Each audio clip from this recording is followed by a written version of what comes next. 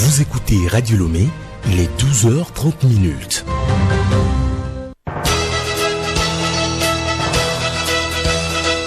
Le journal Hélène Assabi. Mesdames et messieurs, bonjour et merci de capter Radio Lomé à l'heure du journal. À la une, démarrage ce matin de l'examen du BPC session 2021 au Togo. Au total, 140 575 candidats répartis dans 360 centres d'écrit composent dans le respect des mesures barrières. Mise en œuvre des recommandations faites au Togo lors de son passage à la 67e session du Comité contre la torture. Les organisations de défense des droits de l'homme échangent depuis ce matin sur le sujet à Lomé. Accès équitable aux services publics et privés au Togo. Les efforts du gouvernement pour aider les personnes en situation de handicap à suivre dans ce journal. Et puis sport football, le club féminin Amis du Monde du Togo, engagé donc dans les préliminaires de la Ligue africaine des champions, se prépare activement. La phase zonale UFOAB démarre jeudi prochain à Abidjan.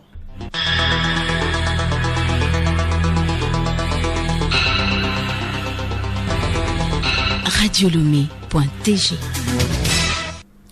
Auditeurs de Radio Lomé, une fois encore, bonjour. L'examen du BPC a démarré ce mardi sur l'ensemble du territoire national. Ils sont au total 140 575 candidats répartis dans 360 centres d'écrit à composer dans le respect des mesures barrières. Une équipe de Radio Lomé a fait un tour au centre d'écrit du lycée de Kodjovia-Kopé à Lomé pour constater le déroulement des épreuves. Nathalie Paneki. Nous sommes au lycée de Kodjovia-Kopé à Lomé. Dans ce centre, 667 candidats composent pour le compte du BPC 2021. Écoutons Koko Fombo, chef centre du lycée de Kodjovia-Kopé. Très serein, très joyeux, très content. C'est comme ils veulent en découdre avec un problème et finir l'année. Et je lis en une joie même de réussir d'avance. Donc j'espère qu'ils feront un bon résultat à la fin. Les enfants, lorsqu'ils n'ont pas une stabilité psychologique, ne peuvent rien donner. Donc je prie les parents qui m'écoutent en ce moment de faire table rase de tout ce que nos enfants étaient auprès d'eux et de les accompagner comme des vrais parents. Pour ce premier jour, les candidats ont abordé 2 épreuves, la science de la vie et de la terre SVT et la dictée question. C'est le temps que j'attendais depuis la classe de 6e. Et voilà aujourd'hui le jour J. Donc avant ce jour J, j'apprenais très fort et je sais aussi que je vais réussir. Donc je compte sur moi. Aujourd'hui, on a SVT, dictée question ECM. Je suis bien préparée et je suis sûre que les épreuves seront claires, les questions seront claires et les élèves peuvent composer tel que nous pouvons le faire. Toutes les dispositions relatives au respect des mesures barrières liées au Covid-19 sont prises. Retrouvons le chef centre du lycée Koko Fombo. Il n'y a pas d'examen cette année sans les dispositions de barrières. Donc toutes les dispositions sont prises, ne peuvent rentrer dans l'établissement que ceux qui ont des bavettes. Nous avons aussi des bavettes en réserve pour en procurer à ceux qui n'en ont pas. Nous avons des dispositifs de lave-mains postés devant les classes et dans la cour. Nous avons du gel hydroalcoolique. Nous sommes équipés.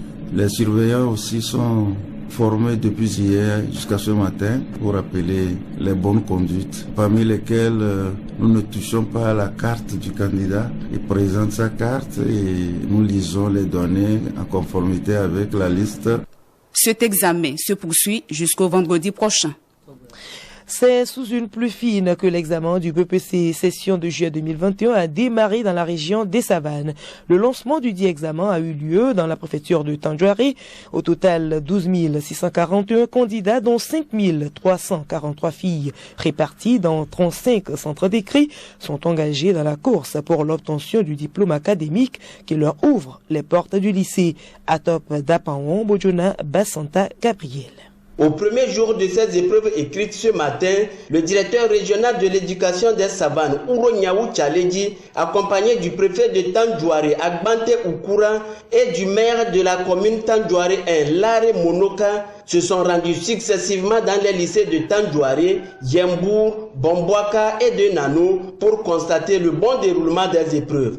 Écoutons respectivement le DRE Ouro Tchaledji et le préfet de Tandjouaré à l'issue de la tournée. Tous les candidats pour l'examen du BPC 2021 ont répondu présents. Tous les surveillants sont présents et la première épreuve a bien démarré dans tous les centres et nous avons la conviction que ce démarrage va aboutir à la fin avec un résultat très satisfaisant. Nous leur souhaitons bonne chance. Nous leur demandons aussi de ne pas penser qu'il y a un candidat qui connaît mieux que l'autre. C'est parce qu'ils ont le même niveau, qu'ils sont dans la même classe. Et l'évaluation, c'est pour tout le monde et c'est parmi eux qu'on prendra ceux qui auraient mieux travaillé. Dans tous les centres visités, les responsables de l'éducation de la région des Savanes et les autorités locales de la préfecture de Tandjouaré n'ont pas manqué d'exhorter les candidats à plus de concentration et du travail bien fait pour que l'année soit couronnée de succès. Le traitement des épreuves s'effectue sous le regard vigilant des inspecteurs,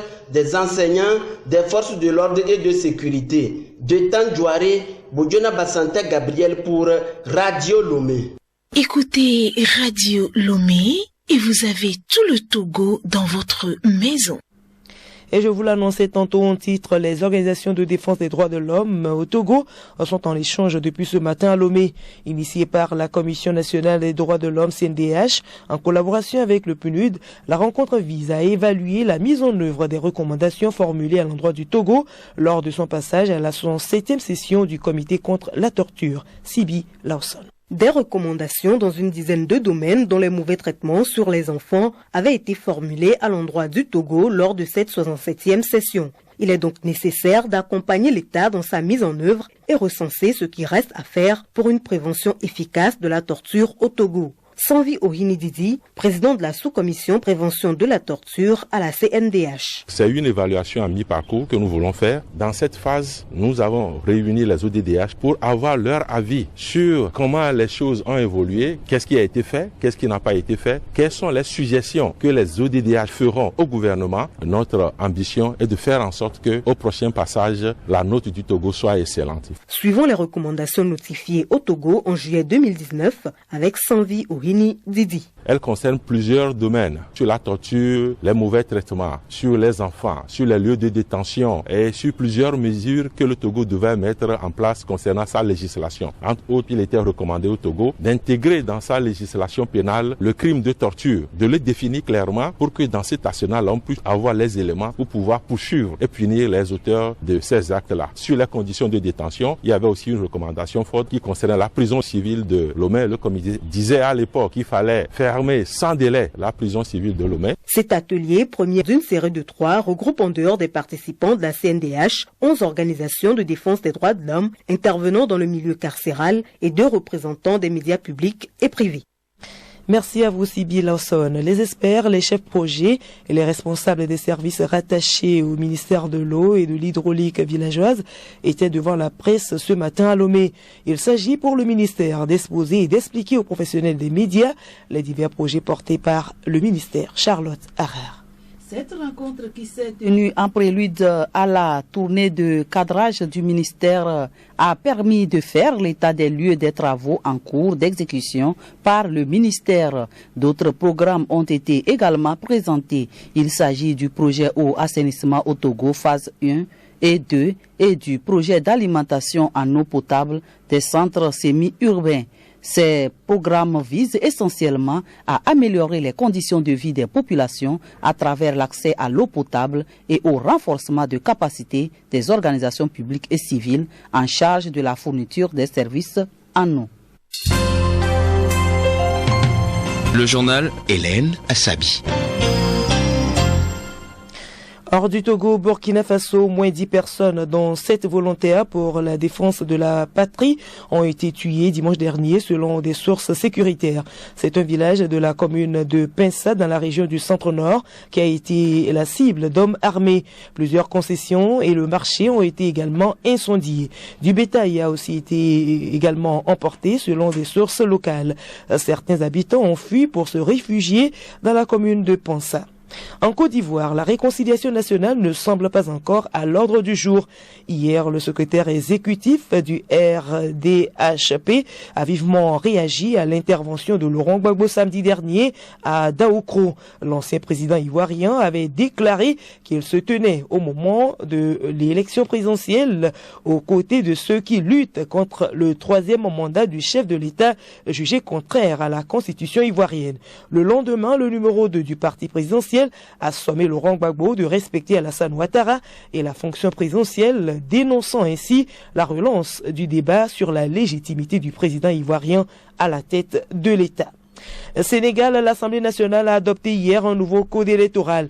La majorité se félicite d'avancées majeures, mais l'opposition dénonce un recul démocratique. Elle est montée au créneau sur les articles qui excluent de fait les candidatures de Khalifa Sall, ex-maire de Dakar, et de Karim Wade, fils de l'ancien chef de l'État. Condamnés par la justice, ces derniers sont privés de leurs droits civiques et politiques.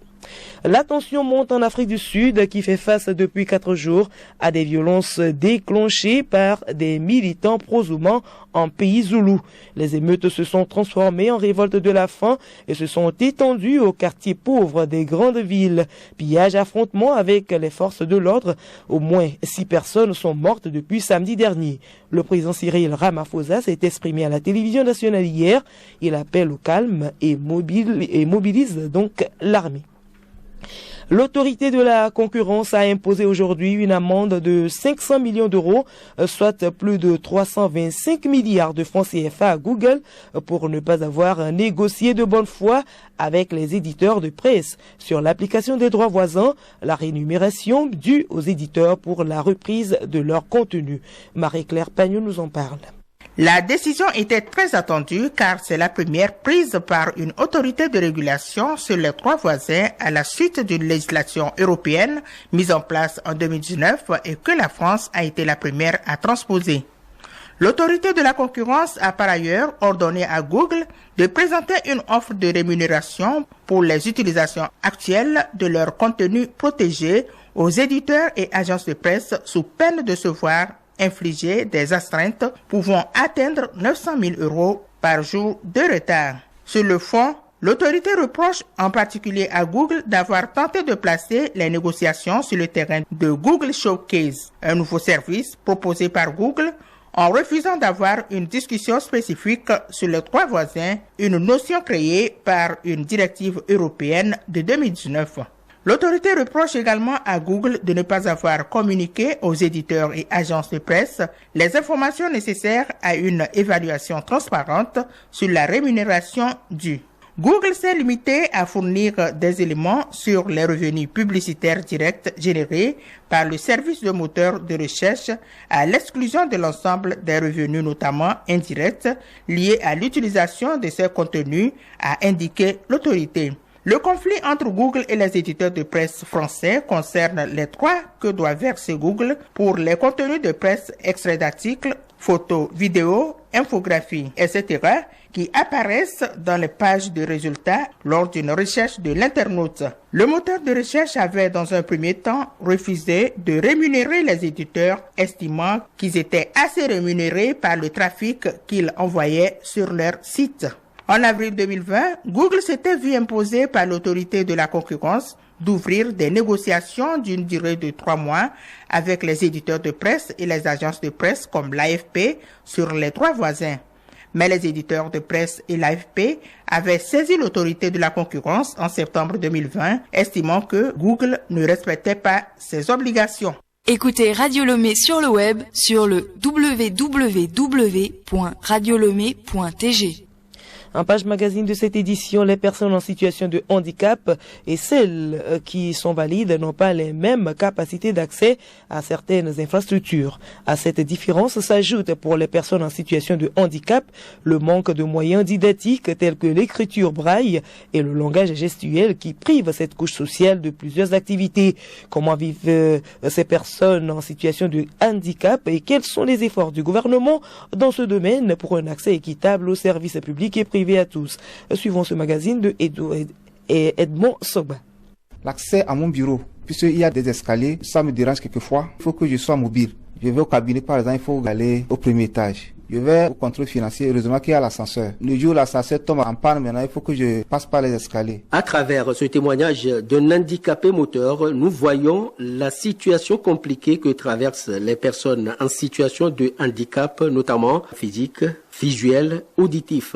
Ils accèdent en effet difficilement aux écoles et aux bâtiments administratifs. L'absence de rampe, d'écriture braille, de langage gestuel exclut cette couche sociale. Didier Nkekpo, directeur des programmes par intérim de la Fédération togolaise des associations de personnes handicapées. Dans tout ce qu'on fait dans la société pour éviter de marginaliser une personne handicapée, il faut que tout ce qui se fait puisse être accessible. Les hôpitaux, les mairies, les palais de justice, les commissariats, les gendarmeries sont en principe ouverts à tout le monde sans discrimination. Alors, si une frange de la population, aujourd'hui 15%, n'a pas accès à ces édifices, c'est que clairement on ne reconnaît pas à ces personnes-là le droit d'être servies comme tout le monde.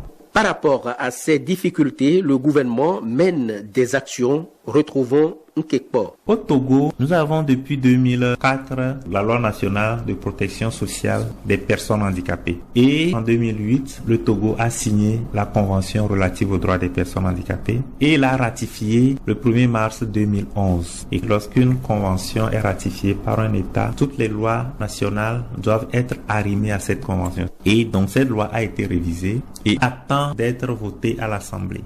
Pour une école et administration inclusive, certaines mesures sont indispensables selon Nkekpo. Lorsqu'une personne handicapée est recrutée, il faut lui donner le nécessaire pour faire le travail. Il faut que la personne puisse avoir accès à son bureau. Le respect de ces mesures contribue à réduire les inégalités sociales.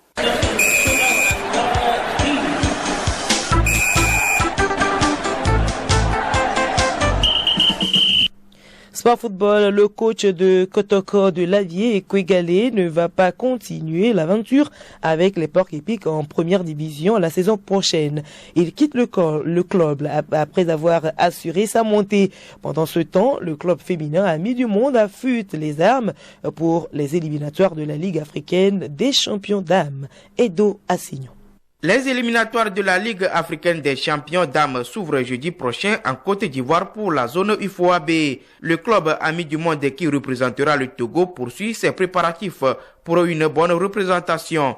Logé dans la poule A très relevée en compagnie des 11 sœurs de Gagnois de la Côte d'Ivoire et Union sportive des forces armées du Burkina Faso, Amis du Monde n'aura pas la tâche facile, mais au niveau des responsables, on reste serein.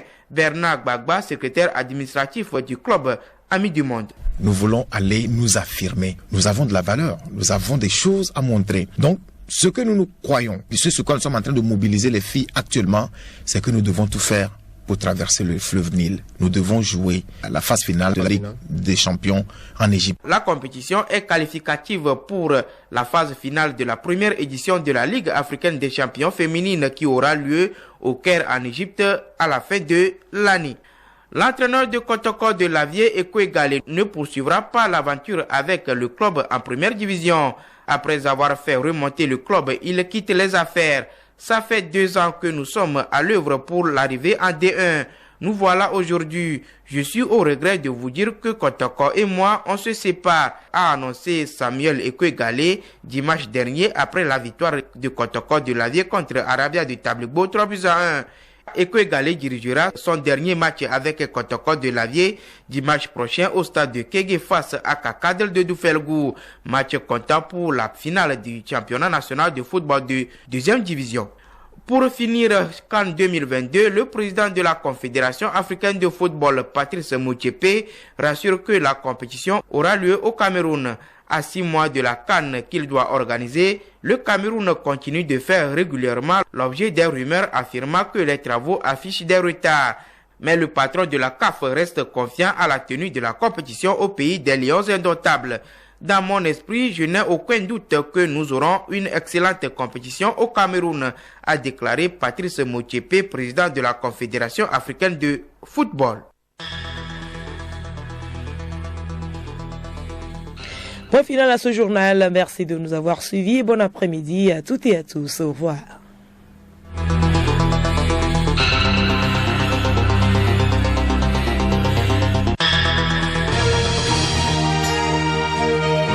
Radio Lomé, boîte postale 434, email radiolomé@radiolomé.tg. radiolomé.tg